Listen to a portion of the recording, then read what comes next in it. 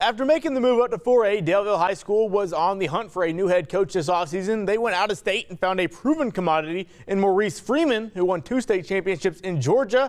But it's not always a guarantee that that success will translate. But if you listen to Freeman's philosophy, it's hard to imagine that it wouldn't. As a guy coming in that's had a successful career in Georgia, my expectations of them is a little bit different. They've struggled for some years. My methods in the weight room are foolish and tough and very physical. So it makes it tough until you become bulletproof. Just like going into the military, the basic training is extremely difficult. And you got to be sometimes brainwashed and programmed into understanding what that military wishes for you to be, what kind of soldier they want you to be. Well, I'm the same way. There's a different kind of soldier that has to be a Daleville Warhawk.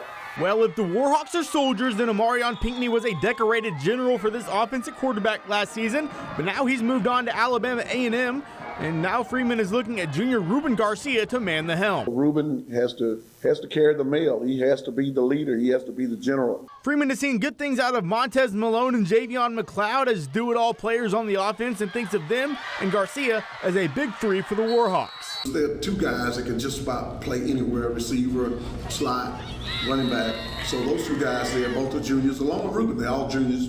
We expect those guys to be our spark. They've got to carry the mail. They've got to catch the ball. They've got to be enthusiastic. They've got to work hard every day. On defense, linebacker Rolando Roman and Caden Elmore have shown they've got what it takes to lead the charge. Now it's time for everyone to buy in. We've got some guys that we think can play, but they've got to learn how to play every play. They've got to learn how to win every race. They've got to learn how to try to be the best football player every play. Freeman not naive, though. He knows things like this can take time. New staff, new program, new coach, all of that is tough on young people. Trust, they've been averaging a coach every 2 or 3 years.